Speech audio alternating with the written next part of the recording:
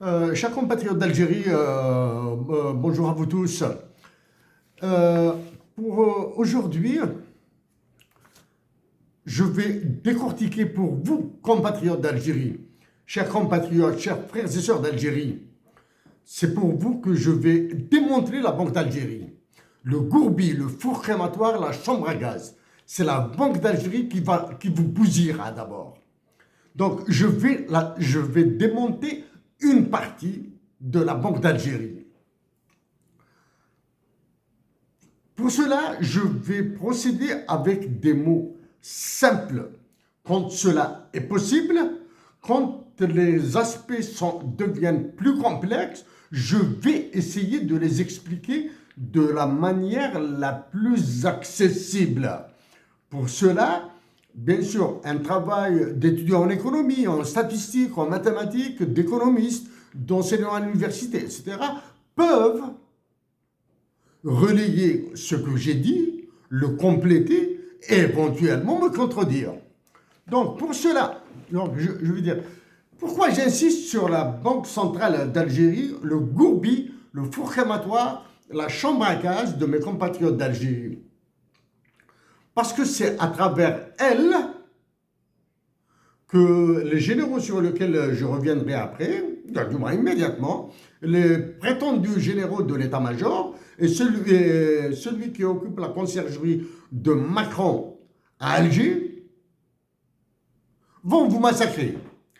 D'après les chiffres que je vous expliquais et certains comportements de la Banque d'Algérie, ils vous pousseront à vous soulever, à avoir très mal pour vous taper dessus.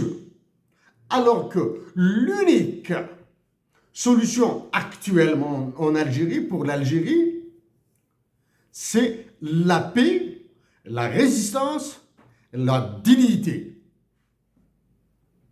La situation actuelle de notre patrie, oui, elle est désastreuse d'un point de vue souverain, elle est calamiteuse d'un point de vue économique, elle est à volo d'un point de vue social, mais l'un des moyens pour éviter le pire, c'est-à-dire pour éviter le scénario du Venezuela dont j'ai parlé à plusieurs reprises, le scénario du Zimbabwe, le scénario de l'Argentine, l'une des voies pour sortir de ça est votre résistance et votre dignité. Je l'ai dit à plusieurs reprises. Un sursaut des généraux patriotes doit s'opérer en Algérie pour faire partir ces vautours, ces rapaces et surtout ces antipatriotes qui sont au service de Macron et qui ont peur actuellement de Donald Trump et un peu moins de Vladimir Poutine. Ils doivent partir, ils ont mené le pays à la ruine. Il s'agit je parlerai de chiffres de fous. Des chiffres, ils sont fous là. Ils sont fous. Mais pour vous expliquer certains chiffres, la folie de ces chiffres, je vais utiliser par exemple le Mouloudia d'Alger et la GSK. Ça c'est pour vous faire toucher du doigt la situation dramatique. Je vais aller sur des concepts probablement complexes pour vous qui m'écoutez, d'autant plus que je parle en français et non pas en arabe. Et quand bien même de temps en temps, je suis tenté d'aller vers l'anglais, et ça c'est ce que je ferai avec le FMI et la Banque mondiale. Après, je sais que je suis inaccessible, ça c'est la première. Je sais que je suis victime de blocage, tant en Algérie qu'en France, et dans certains pays d'Afrique subsaharienne, sur lesquels je reviendrai en dernière partie. Mais maintenant, c'est ma patrie. Ce sont vous, mes frères et sœurs d'Algérie. Ce sont les orphelins. ce sont les pauvres d'Algérie. C'est vous qui êtes ma préoccupation majeure.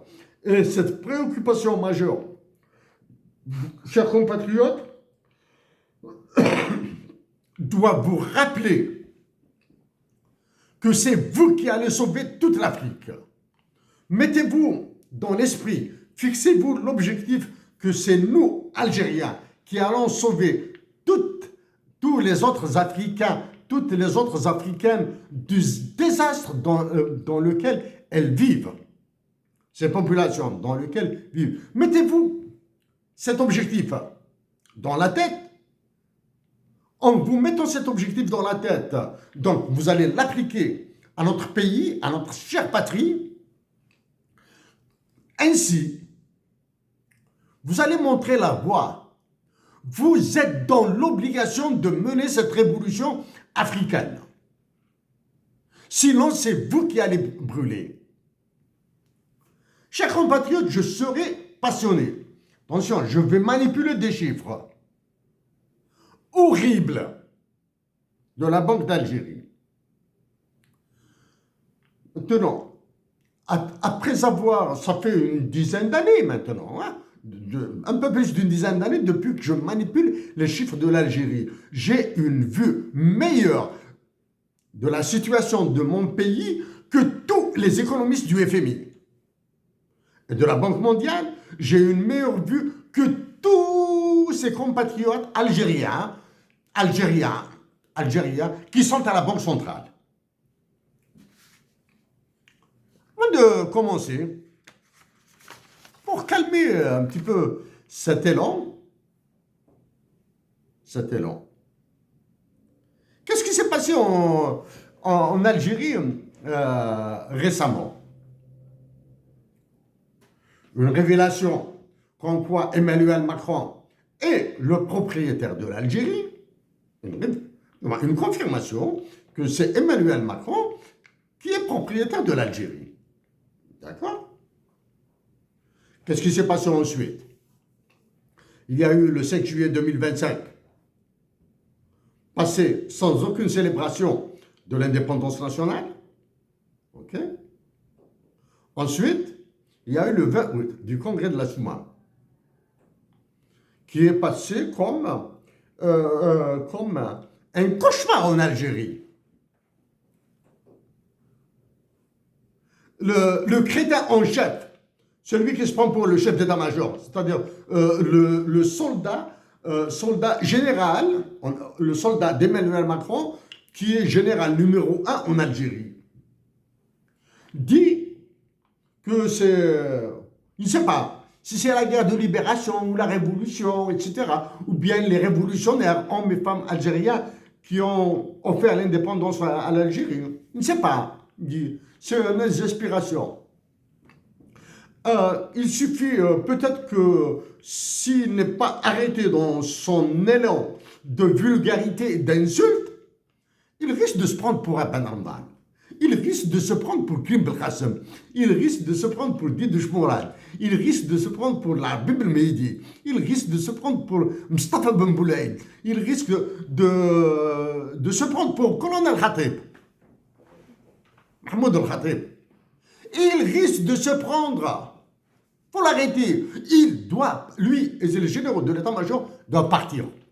Ils sont pires que le séisme qui a frappé la Russie. Ok? Alors pour celui qui occupe la conciergerie de Macron et qui supplie Macron de le convoquer à l'Élysée pour montrer qu'il est prétendument chef d'État ou président, je ne sais pas quoi là, etc. Il n'arrête pas de balancer des conneries. Dire que les décisions prises par le président des États-Unis d'Amérique, Donald Trump, relèvent de la souveraineté, c'est de la débilité, c'est-à-dire c'est la preuve d'une ignorance crasse. C'est-à-dire il n'y a rien dans sa caboche là. Une décision de simple dévaluation du dollar américain est devenue souveraine. La souveraineté est un attribut de l'État et non pas d'un président. Ça, c'est la première. La souveraineté est l'attribut d'un État et non pas d'une personne. Même s'il s'agit du président des États-Unis d'Amérique, du roi de Norvège ou du président de la Fédération de Russie ou bien du chef de l'État, du général du Burkina Faso ou bien du Nigeria ou bien du Tchad, bien de l'Algérie, du Maroc, de la Tunisie. Okay? La souveraineté est un attribut de l'État.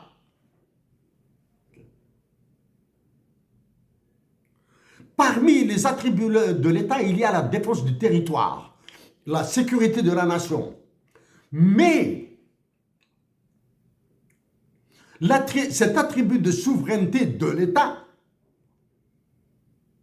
est exercé à travers, par délégation, de la souveraineté de la nation, du peuple. C'est le peuple qui délègue sa souveraineté à des institutions de l'État. Ok? La souveraineté appartient au peuple. Okay. Dire que la décision prise par Emmanuel Macron et son ministre, une décision sur cette histoire de passeport diplomatique relève de la souveraineté de l'État, c'est pas une insulte, ça. Hein? Ce n'est ni une insulte, ni quoi que ce soit. Bon, la décision de Macron pour faire plaisir à son ministre de l'Intérieur, parce qu'ils sont en concurrence politique, est une gaminerie. Que ce soit la décision du roi Emmanuel Macron ou de son ministre Bruno Retailleau, celui qui est Premier ministre, là, il compte pour des prunes. Il ne compte pour absolument rien. Celui qui est Premier ministre, là, hein, en France, là. Il s'appelle comment ça? Bayrou, là. Il compte pour rien, là. Il est insignifiant dans le jeu politique en France. Il est insignifiant. Donc, qualifier la décision prise suggérée par Emmanuel Macron au ministre de l'Intérieur de la France ressemble à ces comportements de De Gaulle et Mitterrand durant la guerre de libération nationale. Ok? Ressemble. C'est une gaminerie politique. Dreri. Alors que la décision de Macron et de son ministre est une insulte aux généraux algériens, à l'État algérien, au gouvernement algérien, parce que se croyant au-dessus de tous, c'est-à-dire au-dessus de tous les responsables français, hein, je crois qu'ils ont le droit de se faire délivrer des passeports diplomatiques à tout bout de champ. C'est-à-dire, il prend son téléphone, il appelle son chauffeur, il appelle son chauffeur, va à l'ambassade, va au ministère des Affaires étrangères, récupère les passeports diplomatiques de ma femme, de ma fille, de mon gendre, de mon beau-fils, du copain avec qui je fais de la corruption dans le port d'Alger, dans les aéroports d'Algérie, etc. Vas-y, au ministère des Affaires étrangères, tu récupères les passeports diplomatiques. Et celui d'El Mouradia, il parle de décision souveraine. Ramenez la souveraineté de l'État français, ou bien de votre roi Emmanuel Macron, avec qui vous m'avez fait perdre tous mes gains. Ramenez la souveraineté de l'État français à de minabilité de passeport diplomatique, ça veut dire que vous êtes des ignares. Bref, on calme le jeu maintenant. Chers compatriotes d'Algérie,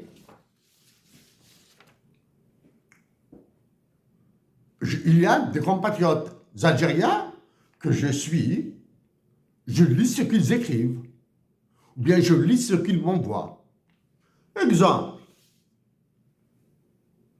Al-Mahdi Acharchour, notre compatriote écrivain, a écrit « Quelle tristesse d'avoir à défendre son pays après la joie fougueuse de le quitter. » Je répète, quelle tristesse d'avoir à défendre son pays après la joie fougueuse de le quitter. Mahdi Achachour, quand je lis, il y a des moments, il explose ma tête. Il explose. Et ça me fait du bien. Pensez ce que vous voulez des mots de Mahdi Achachour, mais laissez-moi vous dire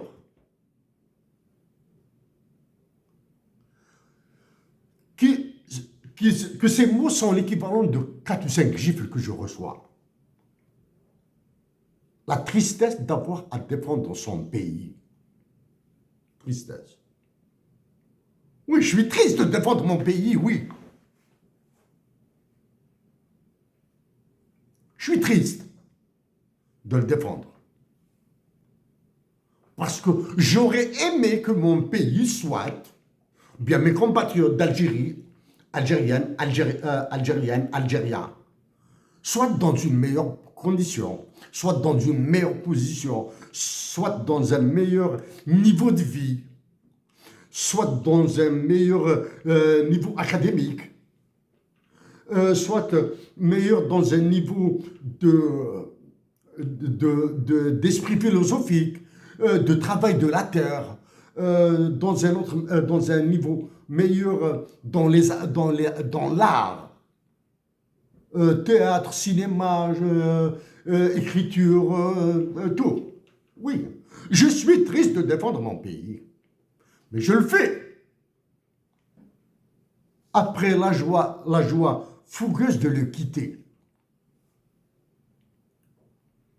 Est-ce qu'il y a de la joie à quitter sa patrie? Non. Ma patrie demeure ma patrie. L'Algérie est ma patrie. Tsamurtiou, Dakaliou, Ino. Voilà. Est-ce que j'étais heureux d'avoir quitté l'Algérie? Oui. Je me sens plus libre. Parce que vous avez une dictature militaire en Algérie. C'est la première. Je me sens plus libre. 2. Je fais ce dont j'ai rêvé. J'ai rêvé d'étudier le droit et l'économie, même si en Algérie j'ai fait de l'informatique.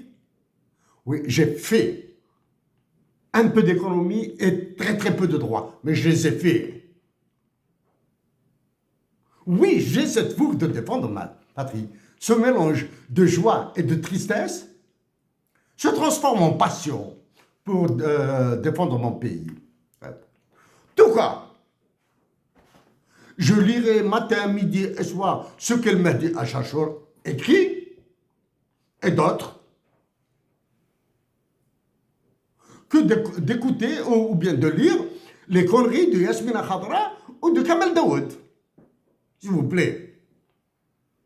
Ben, je sais que dans les prisons algériennes, il y a de la torture, mais lire Kamel Daoud et Yasmina Khadra ces derniers temps, depuis une dizaine d'années, c'est pire. C'est pire. Bon.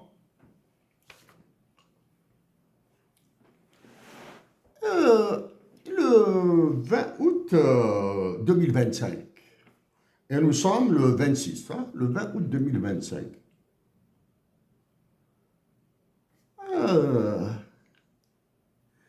On vous donne le ministère des Moudjahidines, dans la loi des finances de 2023, son allocation était de 232,5 milliards de dinars. Je répète, en 2023, dans la loi des finances de 2023,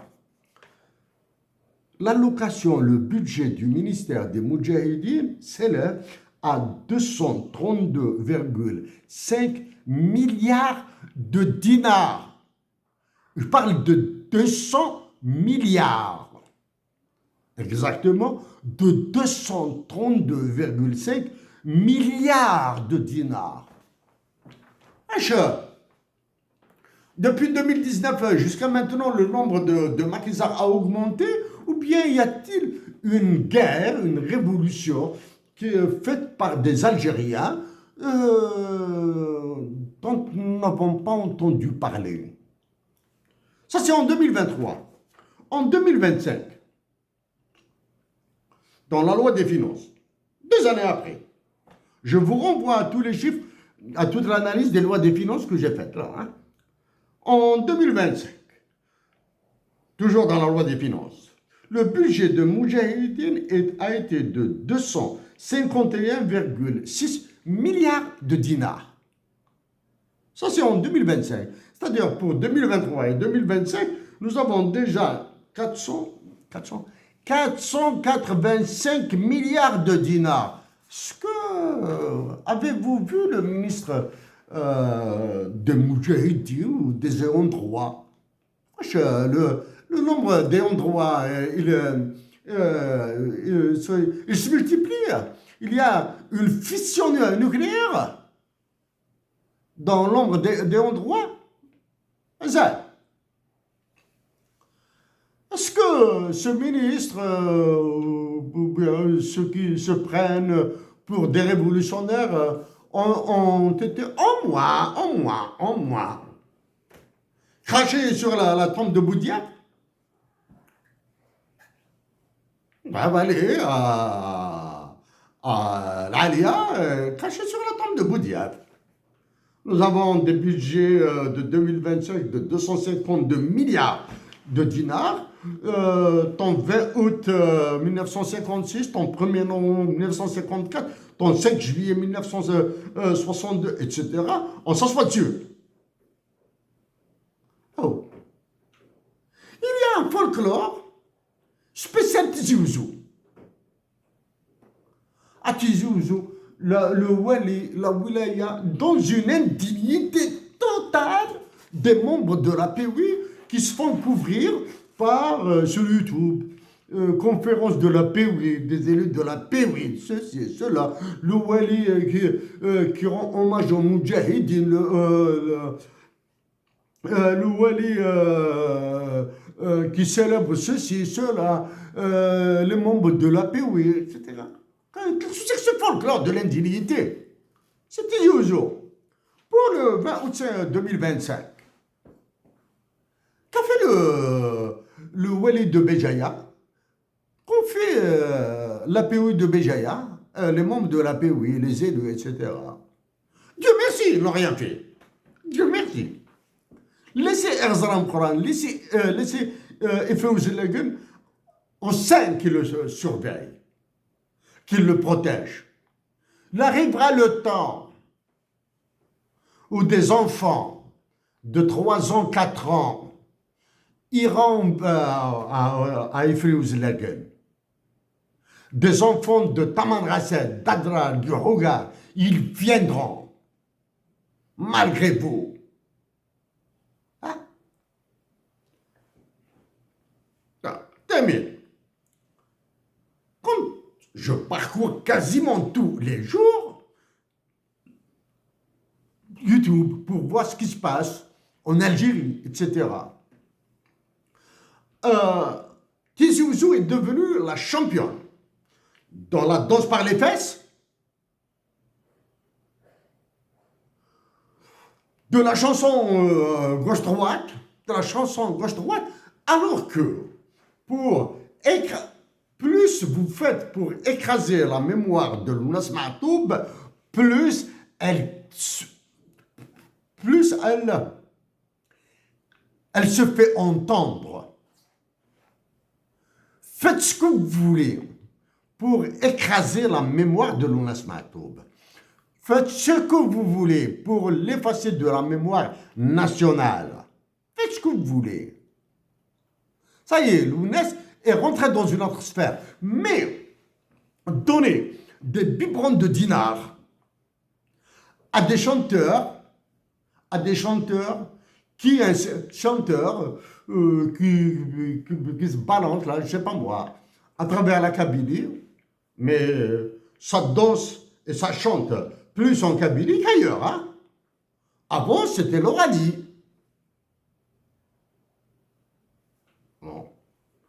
avant, Anna, ben, Constantine, le Sud, combien même ils ont d'immenses, nous avons d'immenses artistes algériens du Sud, d'immenses artistes du Mali, du Niger, qui se produisent des œuvres extraordinaires. Non, entendu. Mais Tizi Ouzou, voici un biberon. Voici un biberon de dinar. Allez-y, chantez, dansez, etc. Faites-nous des blagues, tu verras. Parlez-nous un peu, peut-être, de drogue, ou je sais pas quoi, là, etc. Tout ça pour faire oublier la mémoire de Lounas Matoub. Zèle, en 2025, des chanteurs, si vous êtes des professionnels, allez-y, organisez vos galas, louez des salles, payez ce qu'il faut payer, vendez vos billets, etc. Faites des t-shirts, faites ce que vous voulez comme marketing, et vendez-vous. Allez-y, vous avez les salles, vous avez loué, payez le stade.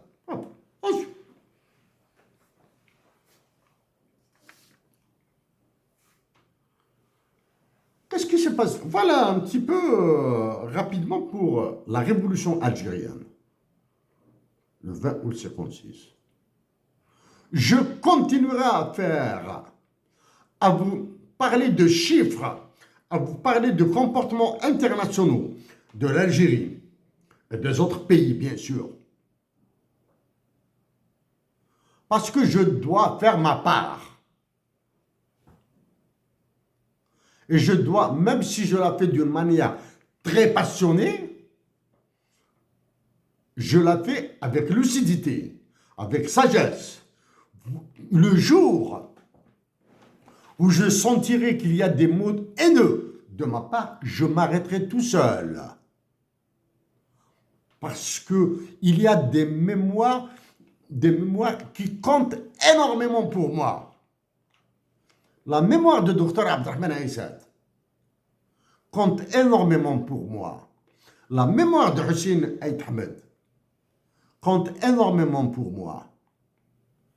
L'esprit de Lounas, la mémoire de Lounas Matoub, je m'interdis d'en parler, mais l'esprit de Lounas Matoub m'habite. Dommage. Il m'est impossible de l'égaler. Dommage. N'est pas démiurge, n'est pas thaumaturge qui veut. Okay.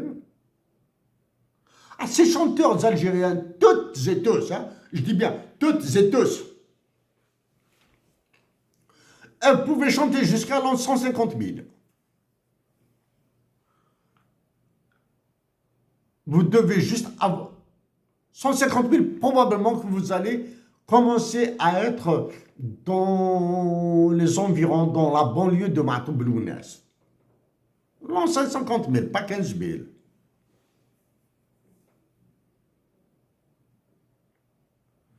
Même mort, non, même absent de sur terre, Lounas Matoub vous écrase. Par quoi? La qualité de ses œuvres. Tant poétique que musical. Il vous écrase par sa naïveté. Il vous écrase par sa sincérité. Il vous écrase par son patriotisme. Dites ce que vous voulez de Lounas Matoub. Dites qu'il était ceci, qu'il était cela, etc., etc. Le jour où vous terminerez d'insulter, de critiquer Lounas Matoub, posez-vous la question, est-ce que quelqu'un peut l'égaler? Ah, il y a des stars en Algérie, hein? Des stars. En rail, en musique andalouse, en chansons kabyles pleines de derbouka et de tchbachak. Smani Boujma, bon, ben, je t'exclus. Mais malheureusement, Boujma, j'ai eu l'occasion de parler avec vous il y a très très longtemps. Hein, nous avons échangé pendant peut-être 2-3 minutes. Je dois, pour être honnête, je vous exclus des mots que j'ai dit là. Hein. Je sens qu'il y a de la volonté, que je sais qu'il y a du cœur, etc., etc. Mais malheureusement, ben, vous êtes, vous avez été écrasé, je sais pas moi là, hein. Vous n'êtes pas apparent là, etc. Ah, je parle pas de télévision qui balance sur l'Algérie là, hein. Bon, bref. J'ai un compagnon d'Algérie.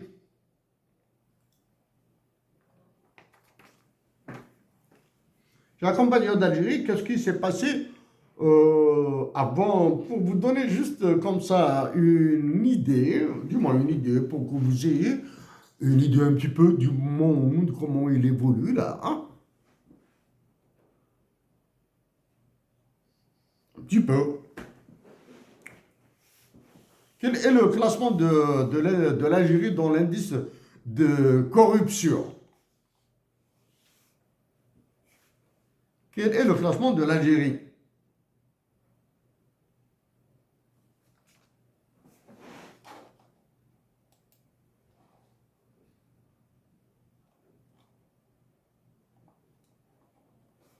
Cherchez-le sur Transparency International Index.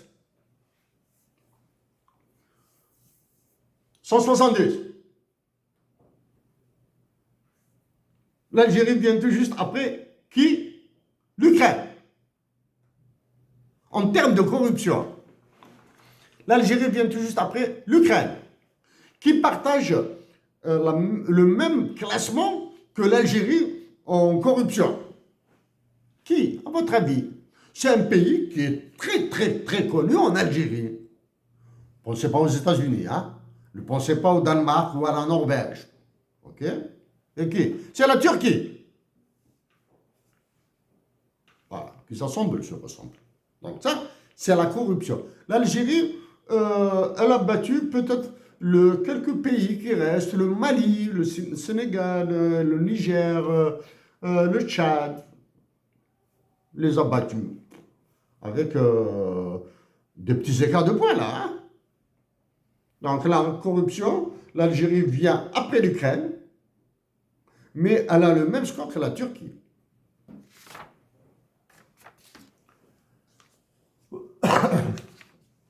Ça, c'est tout. Récemment, comme vous savez, le président des États-Unis d'Amérique, d'un point de vue politique, il prend des décisions techniques pour dévaluer le dollar US, entre autres. Il impose des tarifs douaniers aux autres et il impose aux autres de ne pas lui imposer des tarifs douaniers. C'est une façon de dévaluer le dollar. D'accord? Sans toucher au marché. Sans toucher une dévaluation par les coûts. Voilà. Qu'est-ce qu'il fait? D'un point de vue souveraineté, souveraineté violente. Parce que l'ONU est bloquée, parce que, il a dit au Groenland, au gouvernement du Groenland, hé monsieur là, ou tu acceptes d'être sous ma tutelle, ou je te bouffe. Je te bouffe. Ok? Le président des États-Unis d'Amérique, tout en continuant à imposer, à donner ses ordres au président de l'Ukraine, un président corrompu jusqu'à la moelle, hein? Corrompu jusqu'à la moelle, en donnant ses ordres, et en gesticulant un petit peu avec Poutine, en s'entendant très bien avec Poutine, il continue de menacer qui? L'Inde, de s'approvisionner auprès de la Russie. Pas négocier. C'est le jeu politique, c'est la recherche d'équilibre. Tous les coups sont permis. Ça, c'est Donald Trump. Canada. Le président des États-Unis, les États-Unis d'Amérique peuvent supprimer tous les tarifs douaniers, toutes les taxes douanières, tant sur le Canada et le Mexique, et il est gagnant. Ce qu'ils ne feront pas, bien sûr. C'est-à-dire, en supprimant toutes les taxes douanières, il est gagnant. Quoi? Ça. Il a imposé ce qu'il a imposé pour l'OTAN. Il a imposé ce qu'il a imposé comme investissement aux États-Unis. Qu'est-ce qu'il a imposé d'autre? Toute la gestion, tout l'aspect sécurité de la frontière entre les États-Unis d'Amérique et le Canada sera payé par le Canada intégralement. Intégralement. La gestion de la frontière US, États-Unis d'Amérique et Mexique sera payée par l'État mexicain, l'État fédéral mexicain. Lui continue, oui. L'armée américaine, les policiers américains, les douaniers américains, il faut traverser la frontière des États-Unis pour voir ce qu'est la douane américaine. Je vais revenir sur les douanes là, hein. Sur la douane américaine, sur ce qu'est un policier américain. Un policier américain, il y a du racisme, il y a tout ce que vous voulez. Tout ce que vous voulez. Il y a des bévues, il y a etc. Mais ils sont patriotes jusqu'au bout des ongles là. Les Américains sont patriotes. Si on avait 1/100 du patriotisme américain dans les veines, dans nos veines en tant qu'Algériens, notre pays serait très très très bien. Qu'est-ce qui s'est passé donc au Canada? Le Premier ministre du Canada, Mark Carney, a décidé de supprimer toutes les mesures de rétorsion, c'est-à-dire tout ce qui est dit tarif, contre-tarif douanier. Tu fais un tarif, les États-Unis d'Amérique imposent un tarif sur un produit canadien, et les Canadiens, le gouvernement fédéral répond par un tarif sur un produit américain qui sort du cadre de l'ex-ALENA, l'accord de libre-échange nord-américain, NAFTA, North American Free Trade Area. D'accord. Il a décidé de le supprimer. Peut vous raconter, vous dire que oui, c'est pour mieux négocier en force, alors que avant, c'était le Canadien, c'était dollar for dollar, dollar pour dollar. Non. Pourquoi?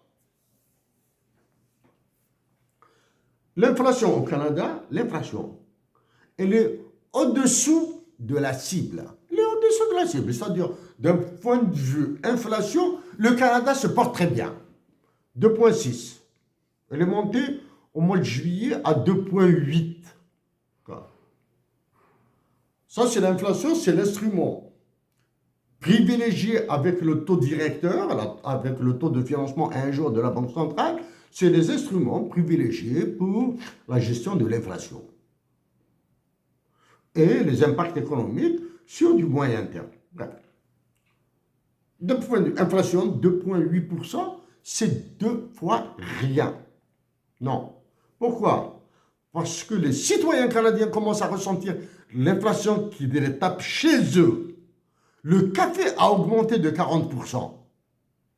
Le café au Canada a augmenté de 40%. Donc, quand on vous dit l'inflation de 2,6, c'est ce qui est appelé de core inflation. Ce n'est pas l'inflation qui est vécu par les citoyens. Mais maintenant, on commence à la vivre. Ah oui, quand je pars acheter du café, je sens le prix là. Le prix le moins cher, là, bon, à supposer qu'ils n'ont pas trafiqué le poids, hein, c'est 2,2. Entre 23 et 24 dollars. Alors qu'avant, il m'est arrivé de l'acheter à 14, 15 dollars. Là, maintenant, il est entre 22 et 24 dollars. Donc, il vaut mieux qu'il lève toutes ces mesures douanières, tous ces contre-tarifs. D'abord, le Japon, la Chine, l'Inde, le Mexique ont accepté toutes les conditions des États-Unis. L'Allemagne, le Japon, en plus d'avoir accepté certains tarifs, il va investir 600 milliards de dollars aux USA de force. Et en investissant 600 milliards de dollars aux USA, 90% des bénéfices de ces investissements resteront aux États-Unis. essayez de voir ce que font dans les investissements en Algérie. Donc maintenant, chers compatriotes,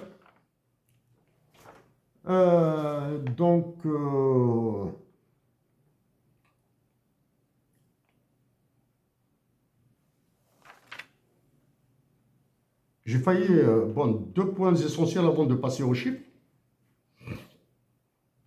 Qu'est-ce qui a été raté ce 20 août 1956, congrès de la Soumane? Qu'est-ce qui a été raté? Les détenus politiques, ça y est, ils sont considérés, ils sont partis dans le compte perte et profit, c'est-à-dire on n'en parle plus. C'est-à-dire il n'y a plus de détenus politiques en Algérie. Alors que les détenus moraux sont les généraux. Ah ben, les détenus politiques, ça y est, ils ont été oubliés. Jusqu'à quand?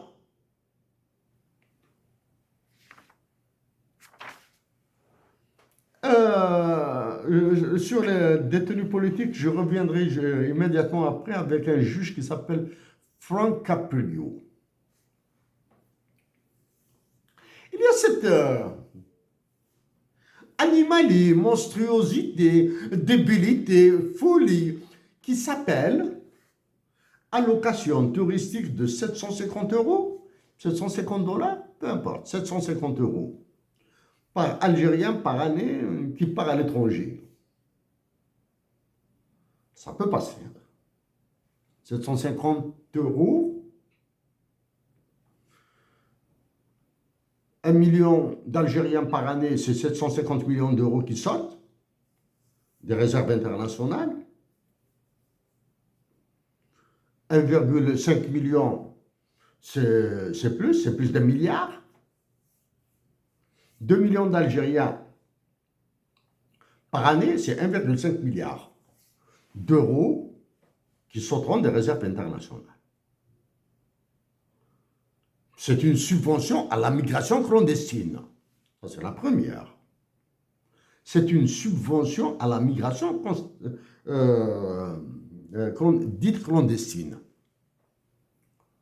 Oui, monsieur, un Algérien va se faire son passeport, il va demander son visa, il aura un visa en Turquie ou bien au Mali, au Niger. Il n'y a pas de demande de visa, il part par voiture, etc. Imaginez 4-5 personnes qui vont comme ça. Bon, très bien. Migration. Au lieu de partir au Mali, ou bien il peut aller au Mali, passer par le Niger, remonter vers la Libye, ou bien au Mali, il ira en Mauritanie, passera au Sénégal. Du Sénégal, il paiera des clandestins qu'ils porteront au Brésil, et du Brésil, il va remonter vers les États-Unis. Ça, c'est une façon de voir. Ah bon? Ça, c'est vraiment voir très très peu. L'autre folie dont j'ai parlé en 2015, il s'agit du Hub and Spoke System. Ça touche le transport aérien, c'est-à-dire les transports par avion commerciaux.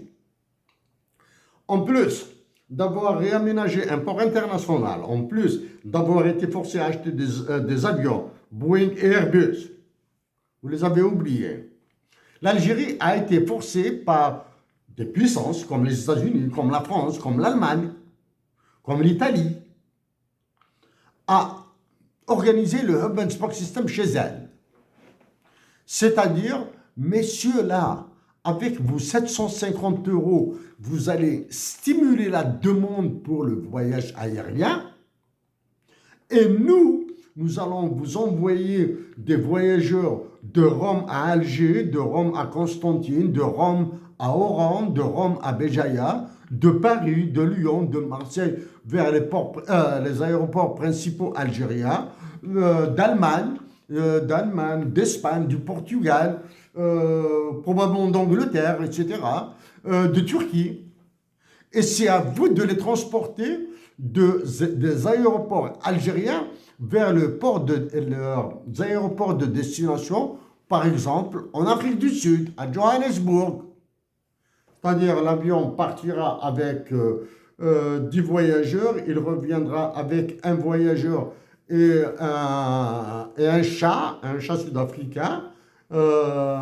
Il partira au Kenya avec 15, 20, 25, 30 voyageurs. Il reviendra avec 2 voyageurs plus, plus probablement 2 petits tigres ou bien 2 petits éléphants ou bien 2 petits crocodiles qui seront introduits par un général, etc., à travers les douanes, etc. Il va voyager dans un caisson spécial pour les besoins de joie, de plaisir des enfants d'un général ou d'un ministre en Algérie, etc. Hein? Ah ben, c'est pas que système. Hein? Aux États-Unis d'Amérique, un juge est décédé récemment. Ses funérailles sont pour la semaine prochaine, ou bien pour cette fin de semaine. Il s'appelle Frank Caprio. C'est un juge à la cour de Rhode Island. Le président des États-Unis d'Amérique a souhaité assister à ses funérailles. Tout dépend de la famille du juge Frank Caprio. Vous allez essayer de voir, c'est une vraie star, hein, sur YouTube, Frank Caprio. Vous allez voir, parce que les jugements aux États-Unis sont publics, ils peuvent être filmés. Est-ce qu'en Algérie, on peut les filmer? Oui, non. D'accord? Vous allez voir énormément d'actions, énormément de déclarations. Il est mort d'un cancer. Durant ces derniers jours, qu'est-ce qu'il disait? En plus de ses prières, en plus de supplier ceux qui le connaissent de prier pour lui. Frank Caprio est mort à l'âge de 88 ans. Moi, ce qui m'a touché le plus, c'est quand il disait « Maman, maman ». Il allait rejoindre sa mère. Il prie. Il sait que c'est la fin. Il priait. Il appelait sa mère, qui est décédée il y a longtemps, là. Hein. Maman, il demande la protection de sa mère dans l'au-delà. Il demande la protection de sa mère. 88 ans, juge américain qui s'appelle Frank Caprio, juge à la cour de Rhode Island. Et il demandait la protection de sa maman. Il ne demandait pas la protection du diable ou de Donald Trump ou de l'OTAN. Il disait comme un enfant, maman, maman, maman. Moi, je pense à toutes ces mères. À toutes ces mères qui sont parties sans avoir vu leurs enfants parce qu'ils sont en prison. À toutes ces mères qui sont parties, qui ne peuvent pas voir leurs enfants parce qu'ils sont en exil. Je ne suis pas un immigré, je ne suis pas un expatrié, je suis un exilé. Un immigré a la possibilité d'aller et revenir. Un expatrié, c'est un choix de vie professionnelle. Un exilé, c'est une imposition. Récemment, j'ai perdu ma tante. Après avoir perdu mon frère, je n'ai pas été. J'ai perdu une tante qui a à l'âge de 88 ans. Puis à son âme. J'ai des intimes qui sont très malades. Ils sont bien entourés. Je ne fais pas de soucis pour eux. Ils sont très bien entourés. Je ne fais pas de soucis. Mais j'ai mal. Parce que je veux voir au moins me recueillir sur les tombes des personnes que j'aime. Comme Rachid Talbi, comme Mansour Hamian. Je ne les ai pas vus. Sur la tombe de Dada Rachid. Et d'autres. J'ai envie. C'est ma nature, je fais comme ça. Etc. Mais le juge Franck Caprio suppliait sa mère de le protéger dans l'au-delà. Donc moi, je fais tout pour que je reçoive la bénédiction de ma mère. يما ادعوس الخير إنكيني ادعوس الخير إلا جعلينهم ادعوس الخير وقد حملها. C'est pour cette raison que je fais tout pour la paix, pour les pauvres en Algérie, pour les orphelins en Algérie. Je ferai tout ce que je peux pour eux, pour que je reçoive d'awal khair gma. J'ai pas besoin d'autre chose. J'ai besoin de paix, bien sûr. Récemment, j'ai parlé, j'ai échangé avec personne très proche. Tu vois, personne que je connais très bien, qui me connaît très bien. S'appelle Hamid. Cette personne, cet homme s'appelle Hamid. Il y a quelque chose d'exceptionnel, de spécial entre nous deux. Non, une relation naturelle. Mais dans cette relation naturelle, il y a un noyau. Dans cette relation, elle est naturelle. Il y a un seul noyau, et c'est le principal. Il est tout petit, ce noyau. Hein.